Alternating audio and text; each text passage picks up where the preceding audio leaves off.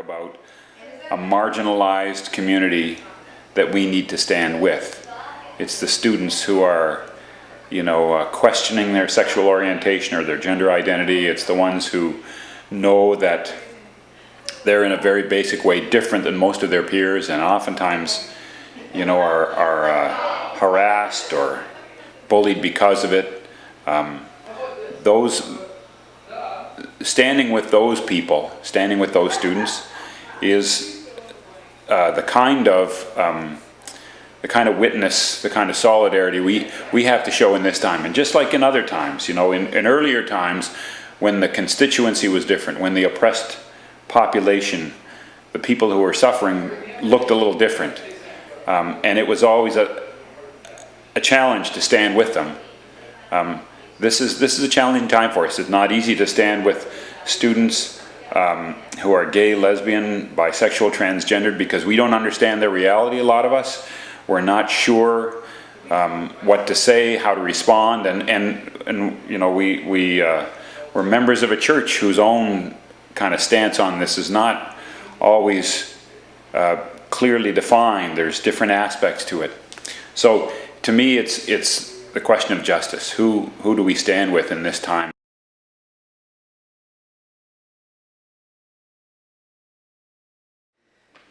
Much of the impetus for doing the work that I have been doing for the last 5 years around equity, diversity, welcoming LGBT students derives from my sister, who is lesbian and has a partner, and both of them have a young son who is 6 years old, a wonderful young son in a beautiful, loving, nurturing Catholic family. And in recently talking to my sister, she shared a bit of the detail around what it was like for her 30 years ago. A story that never has directly been shared with me. Although I know my sister is lesbian and have talked with her a little bit about what that means, her actual story is not something that she's shared a great deal of detail until I asked her, actually just last week. And her telling of that story was both very painful for me to hear. A story where 30 years ago she was intentionally outed as an 18-year-old, first year university. And the first move that was made was to march her to a psychiatric hospital, where she stayed for about 6 weeks. As a result of that, there were a couple suicide attempts, difficulties during those university years, but she assured me that that never had an impact on her grades or her ability to achieve. I suppose to be resilient. Where she got her support at that time, I don't really know. But what I do know is kind of the 30-year result of where that's led her. Not to successful suicide or achieved suicide. I don't think suicide deserves the title of successful.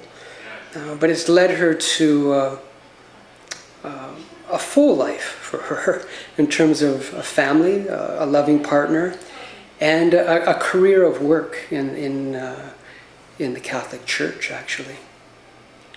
Now, I share that story because it brings me back to the voices and the stories that I hear from students now, and the voices that I've heard for the last 3 years since everything has kind of blown the lid here in Catholic Ontario. And what I see now in terms of the climate is a much more open climate, I suppose. I'm cautious in using that, but a climate nonetheless that has allowed for some students to fully be who they are. To do that, yes, with some caution, but to see an institution that is gradually, and perhaps too slowly for many, coming along to address some of those pertinent questions that allow for all students to feel comfortable in their own skin, to go to school with a smile on their face at the beginning of the day, and come home feeling just as proud about who they are and what they're doing and the faithful life that they're leading day in and day out of high school. So that it's not about, wait until it gets better than this around the Dan Savage Project, but it's about it needs to get better right now. And students have led the charge, and courageous conversations with teachers have led the charge. And hopefully that momentum keeps on building within the context of a church tradition that has always stood by those most marginalized. And I recall quite vividly a circumstance, perhaps midway through my career, in which a student committed suicide. And at the time, I was teaching this student, and it was something that came completely out of the blue. And of course, the school did everything that we thought at the time was necessary and possible for a school to do to support his friends, his family, to the extent that they were engaged in the school, organizing memorial services and whatnot. But what didn't come out until months later, if not years later, was that the reason the student suicided was because of their sexual orientation. They felt very much alone. And I couldn't help but wonder, I still wonder to this day, did anyone really know at the time? And if they did, what did they try to do? And if that situation, God forbid, and sadly we know it happens, were to occur today in any of our schools, would we know what to do? Would we know how to reach out?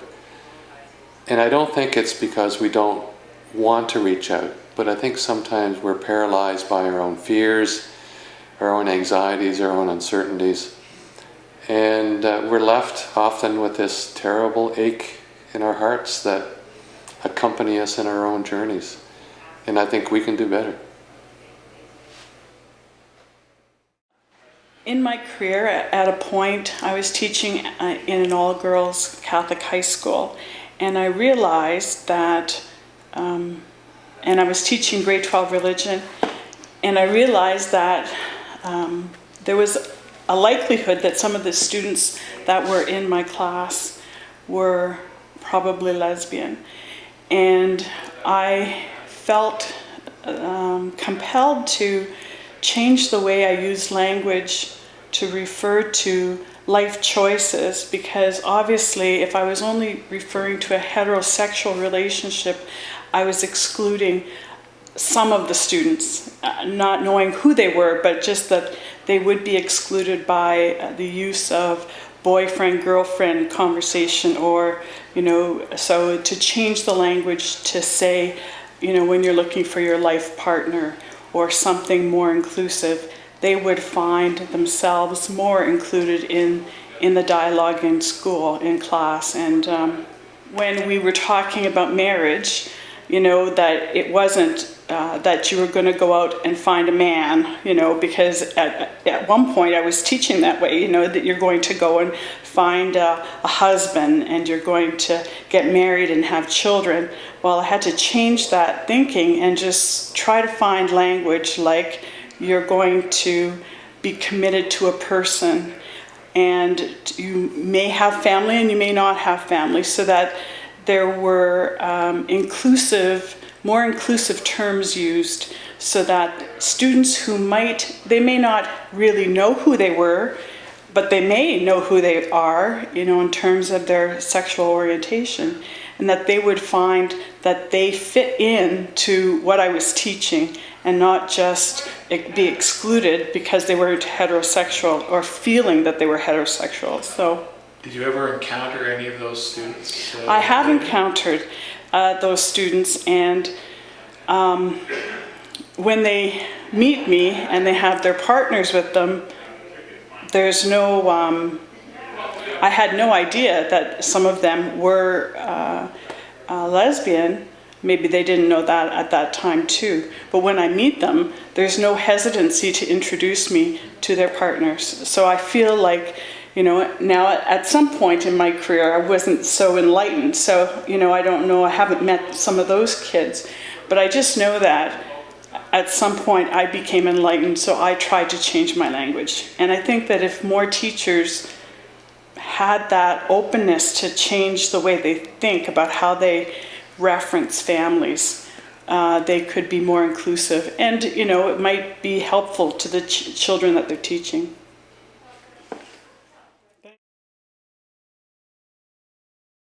Years ago, my daughter was a dancer in a production of West Side Story. There were several young men as part of that musical. And one day she told me that the young men felt safer in a public school than they did in a Catholic school. I protested, but she insisted, "Dad, that's the way it is."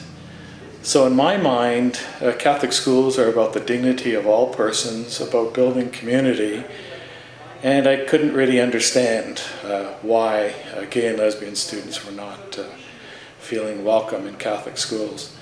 So this started me on a journey. It resulted in a publication, but I think above all it caused me to think about this issue from the point of view of a parent.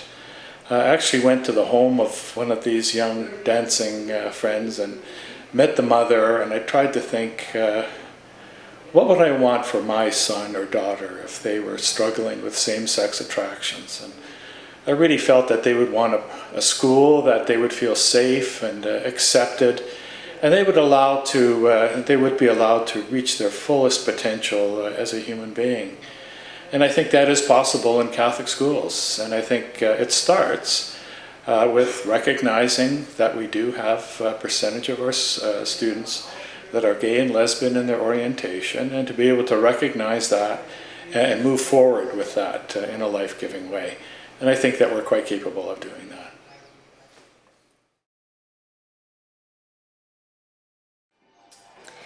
When we started to look at the issues of equity and how we can be more inclusive in our classrooms for everyone, including students who are struggling with questions of orientation, I was really struggling as a Catholic educator, so I texted a friend of mine who's a lesbian, and I asked her,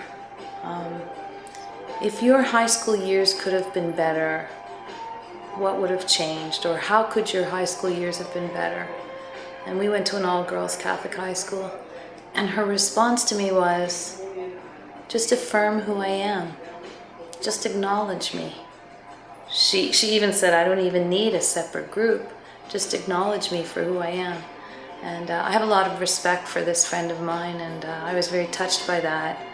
It made me think about the teacher in the classroom and how we affirm every single student for who they are and their wholeness of personhood. So I think we still have a lot to learn about that.